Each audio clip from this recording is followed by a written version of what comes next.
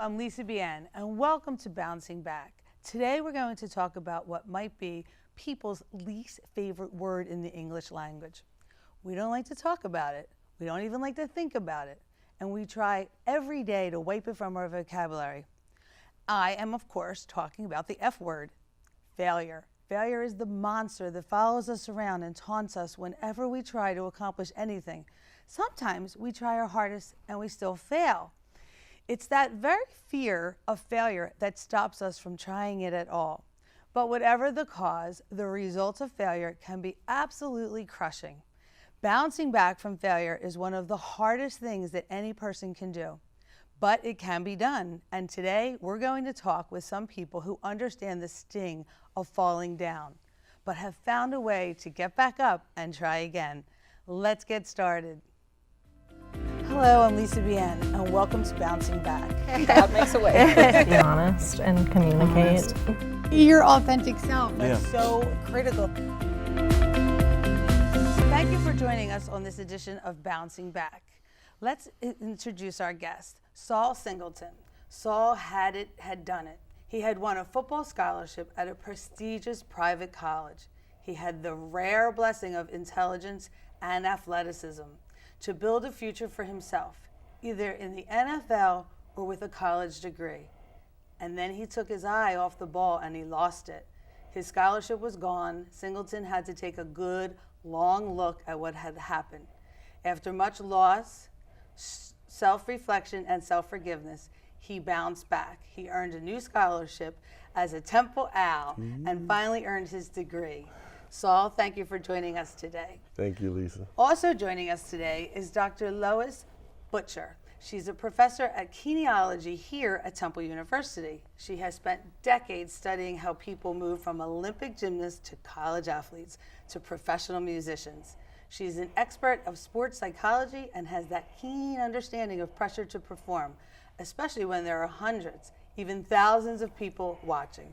It's a pleasure having both of you with us today, so thank you. Thank you. So let's start with your story. You had it all, right? You had you had the scholarship and you were ready to play football, right? Yeah, actually, it was an academic scholarship because the school I was at was Wagner College, and it was a Division III school, and they didn't give scholarships to athletes. So I was pretty proud to just earn being the stigma of athletes to earn an academic scholarship. But my freshman year, I was dealing with a lot of things, and I think losing the scholarship was like the symptom of the things that was going on in my life. I was dealing with some personal issues at home. My mom had come down with severe mental illness, and it was impacting, me as a person because she was like the brick of our she was the brick of our family, and she did everything. She did everything for me, and I was the baby of the family, so we were really close. And I was in a bad relationship with a young lady that wasn't going too well, and I think that started to impact me negatively also, and I started partying a lot because the school was right next to Manhattan, and it was only like a ferry away. So I was always in Manhattan. I would miss classes, and I guess that was the way I dealt with my issues. What they call self-medicating, because I didn't drink or smoke. I didn't do any of those things. So being in clubs and stuff like that was the way I could get away. So you weren't drinking when you were at the clubs. You were just No, going I was to be just dancing and getting numbers from young ladies, and that was my drug. I would get high off that, and I would miss classes and just come back to practice. And I remember my coach calling me in the office, and he's like, "You want to tell me what's going on?" And I was like, he was like, "You lost your scholarship because your GPA fell under 2.75. You have to maintain a certain GPA." So at that point, I just felt like the whole world just came in, because that was the only thing that I had going on that was positive. Right. And it was devastating. It was, I had to go home and tell everyone that, I lost my scholarship, and, I knew there was people depending on me and counting on me and looking up to me. I know I was a role model, and I just, especially for my family, because I was the first male in my family to go to college. So it was really hard, and I basically just, for a while, I was really depressed. I started having thoughts of suicide, and it sounds like to me, you're better experienced it, but it sounds to me like the losing your scholarship was just a symptom. Yes. Of everything else that was going on in your life. Right. A lot of what you're describing is escapism more than anything else. You were escaping what was wrong by going, clubbing and all that. And right. One of the pieces that I'm kind of curious about, you mentioned how Mom was the rock for so long. Right. And I'm guessing, I could correct me here, but I'm guessing that you were taught not to be a victim. Right. Which is why you were depressed. Right. Victim headsets are very different. That's when, people kind of thrive on that. We've all got that friend where nothing ever goes right and they really don't want it to. Is that what you would describe as a victim headset? I just don't want to assume that everybody knows. Well, it shows up in different ways, but we've all got that one friend that, tortures us, where they're constantly calling you and saying, this is awful, this is wrong, and you keep getting yes, but. They want to know what to do, and you tell them what you think, and they go, well, yes, but, because they really don't want to change it. And I don't think that's what was going on for you. I mean, I think you did want to change it. Right. It was a lot of pressure. For me, it was a lot of pressure maintaining that air of, because my family, we never talked about stuff, and although there was a lot of things going on, we were taught. I'm sorry to interrupt. When you say your family never talked about stuff, never talked about emotions, never talked about pressure, is that what you mean? Never talked about, things that go on, like trauma you go through, or, you're taught to just keep moving. And, you keep those things to yourself. That's family, private business. We don't talk about that. And there was a lot of dynamics going on between my mother and my father, my sisters, myself, which we just didn't talk about. So when that happened, that one thing that I was counting on to be my rock fell out from under me. It was like, okay, what do I have? I didn't have a lot of friends I could turn to and say, hey, this is going on, because I didn't talk about that stuff with them.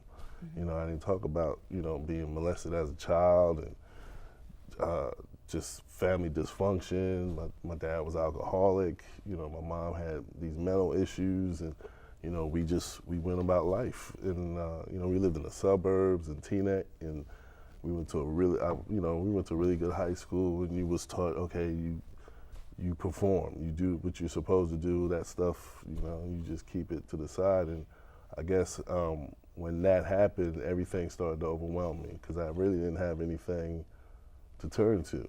Right. And I just started to have, I started when I had those thoughts about not being here anymore. I had to start to rethink some things and go over, the things that was happening to me and why it was happening. And I just took an inventory, and I realized that I had to fix those things.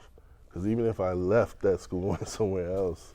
Yeah. You're so fortunate, though, because a lot of people don't. A lot of people don't, right? Right. And one of the things that I'm hearing is that somewhere somebody gave you the tools to recognize that. Yeah. I had a lot of buffers. I had mentors. My sister, who actually had transferred from Montclair to Temple, she played basketball here and track. I remember her calling me and saying, we have a new coach here and they're looking for players.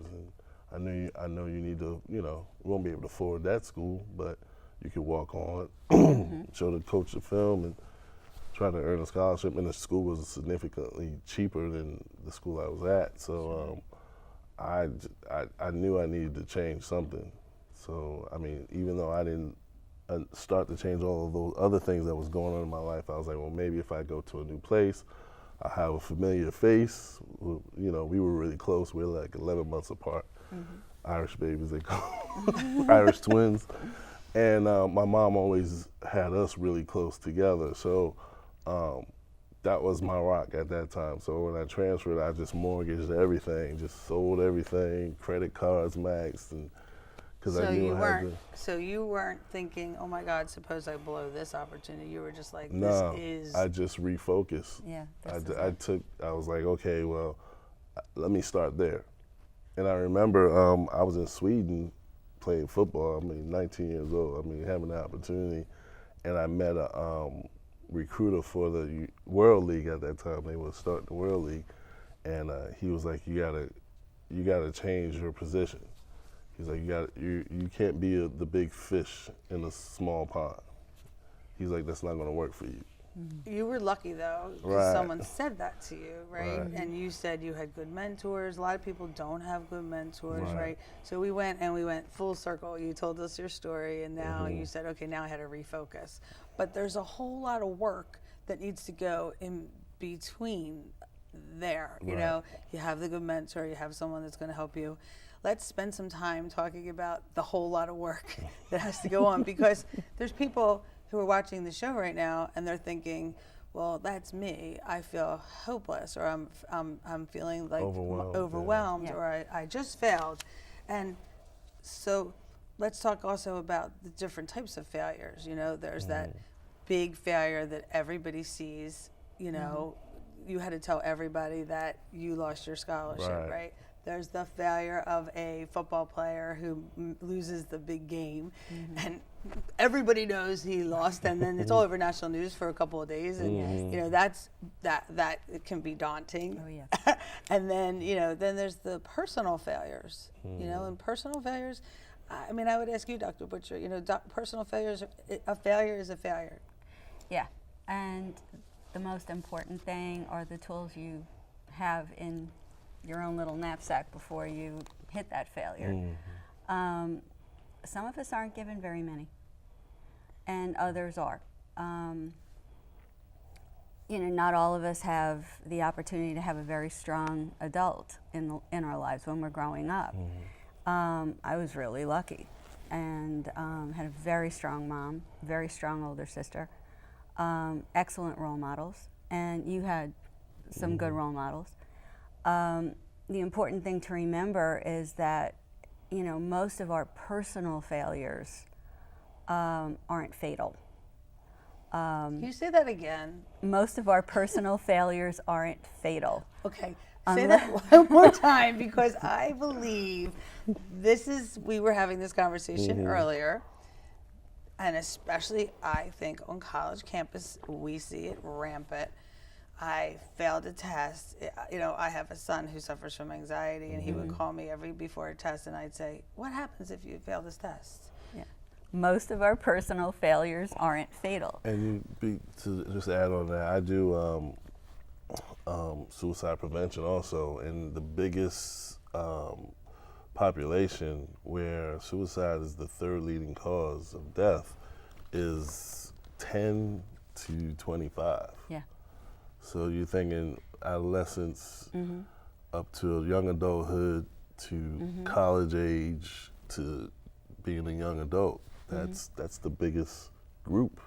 Yeah. Other than vets. That's the biggest group. And one of the problems is that's the age group where they feel the pressure the most. And if we're not teaching kids how to handle pressure, I mean, I see athletes all the time who are under huge pressure from their parents to get a scholarship. And when you're talking to a 12-year-old whose parent has an agenda for them to get 12? Oh Yeah. yes. Oh yes. That's what it starts. Who has an agenda for them to get a college scholarship. It's on the one You know what we're going to do? We're going to take a little break here. Okay. We're going to continue our conversation from bouncing back from failure when bouncing back returns, and we'll be right back. We're here with Saul Singleton and Dr. Butcher talking about overcoming failure.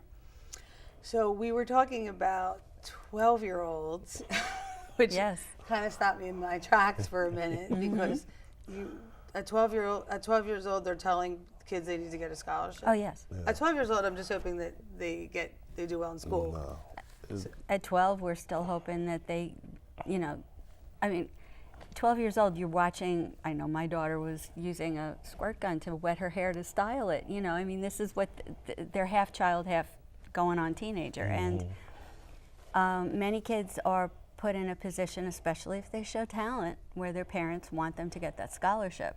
So they schedule them for a zillion different types of activities after school. They'll be on, you know, the school soccer team, and then their parents will have them on a travel team, and then they'll be getting them scouted, and sometimes those travel teams are far away.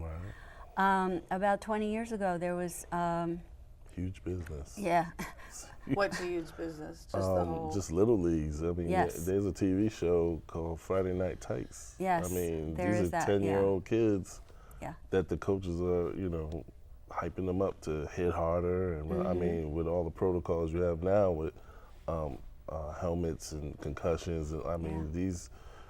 It's a lot of pressure on these kids. Yeah, and there was a video that came out. It was an old A&E video, and these kids.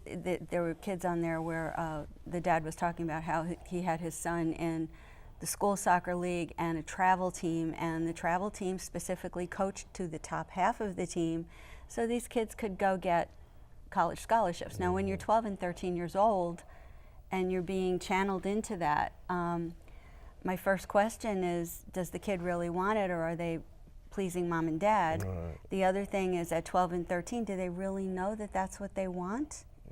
And as a father, I wanted my two sons to play football, and they even went out for the, you know, teams, and they made it. And I coached one of the teams, and I remember telling them, "Don't do it for me."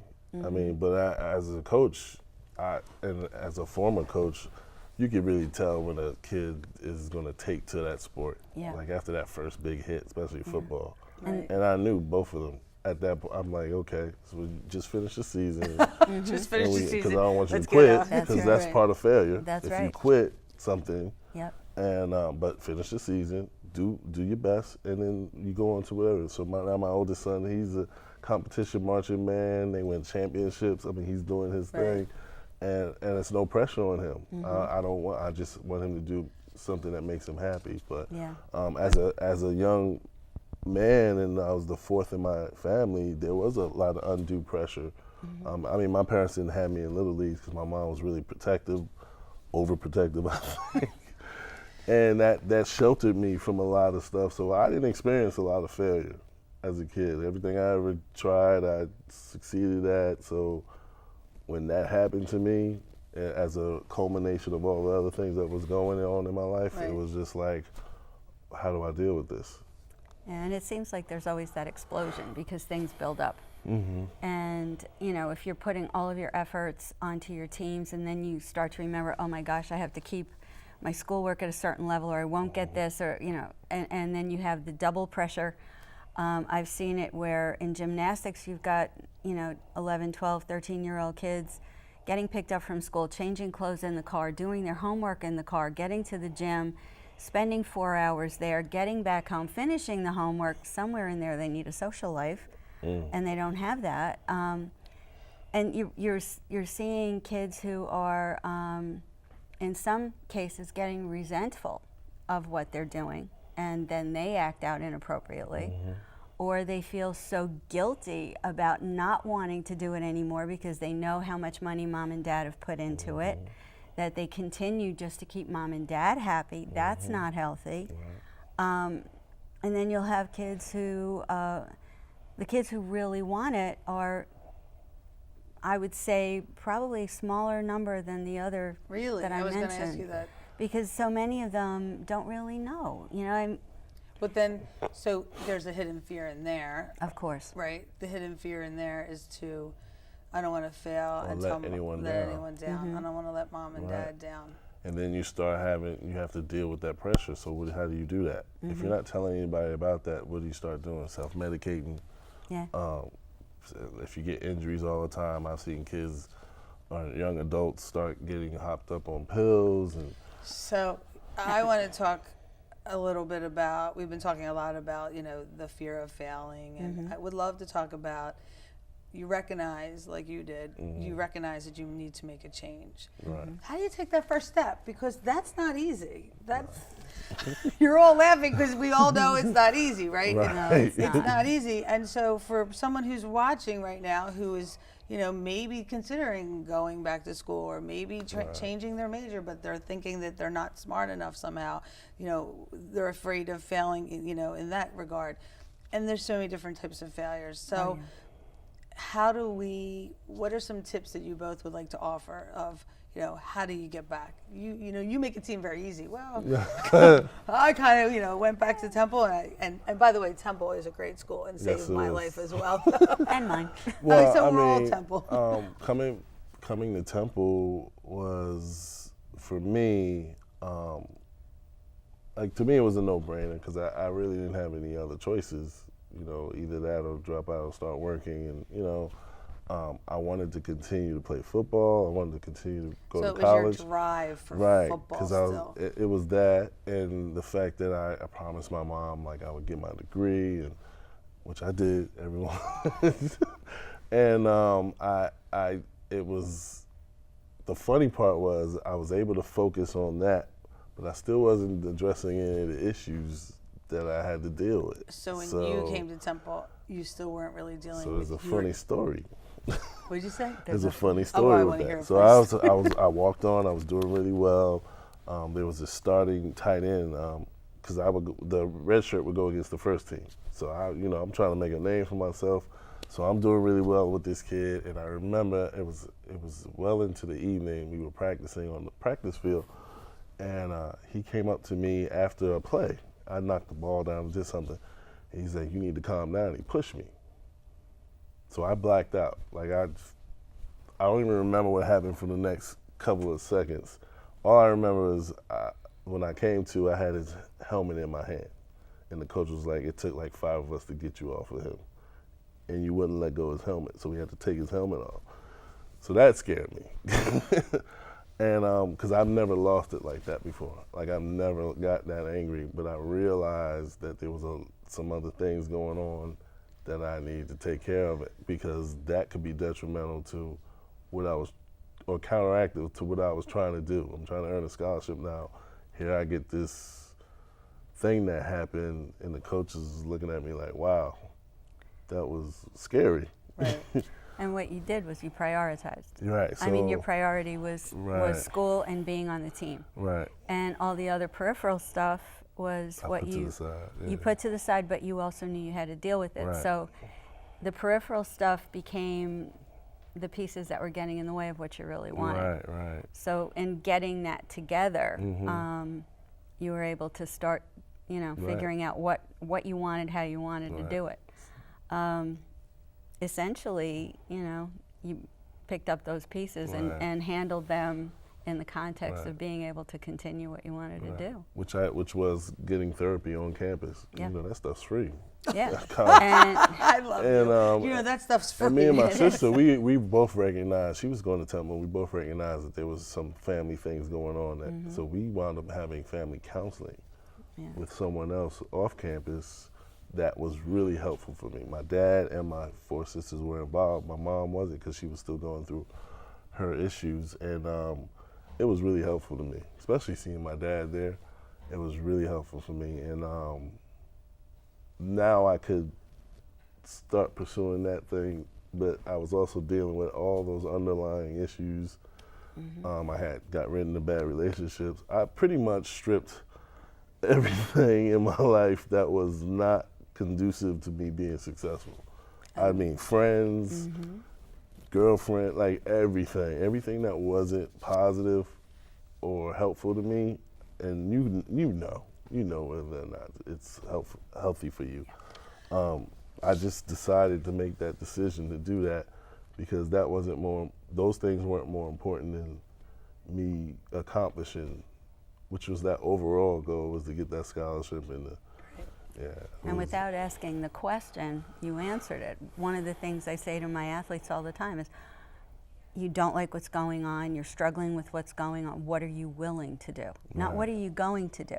Oh, I like that. It's what are you willing to do? Because if you're not willing to make the changes, if you're going to keep saying yes, but, then you're going to stay stuck.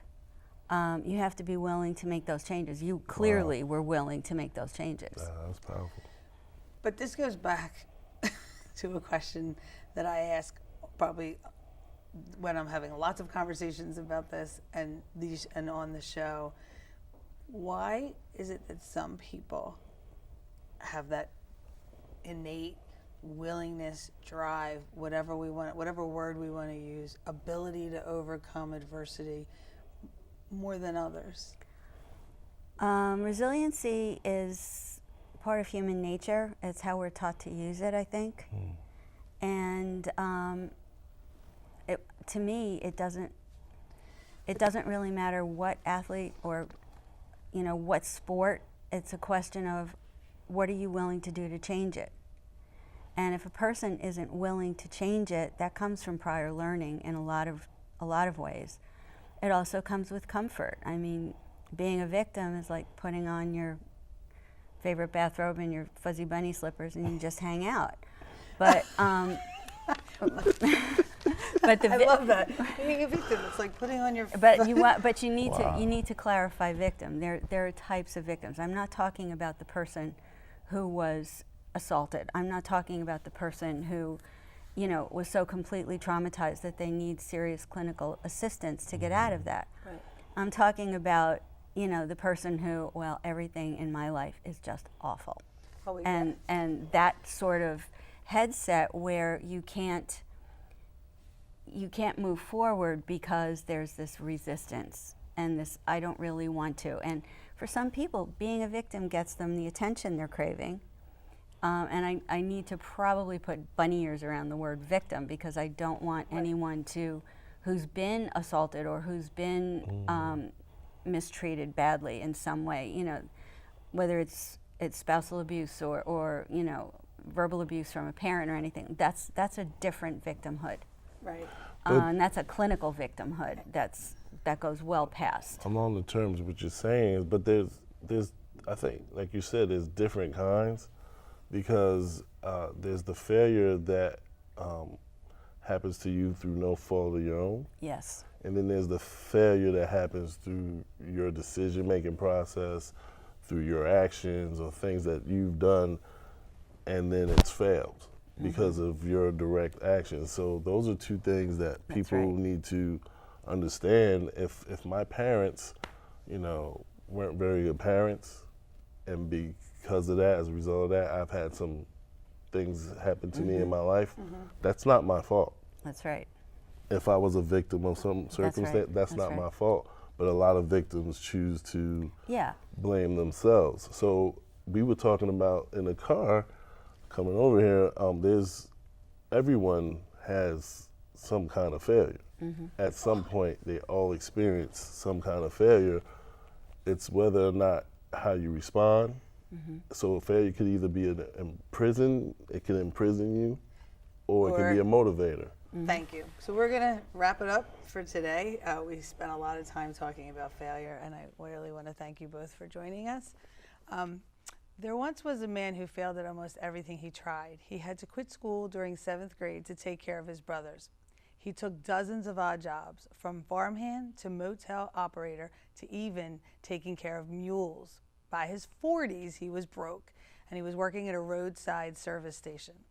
At 65 years old, he had no money to his name when he started collecting Social Security. And then he founded Kentucky Fried Chicken, and he became one of the most recognized faces in the world. Life is hard, and it does throw you curveballs. Succeeding at everything is impossible, but where there is life, there is hope. As long as you find the courage to forgive your failures, learn from them, and keep trying, you can bounce back at any age into something amazing. Once again, I'm Lisa Bien, and I look forward to seeing you next time on Bouncing Back. Hello, I'm Lisa Bien, and welcome to Bouncing Back. God makes a way. Be honest and communicate. Your authentic self. That's so critical.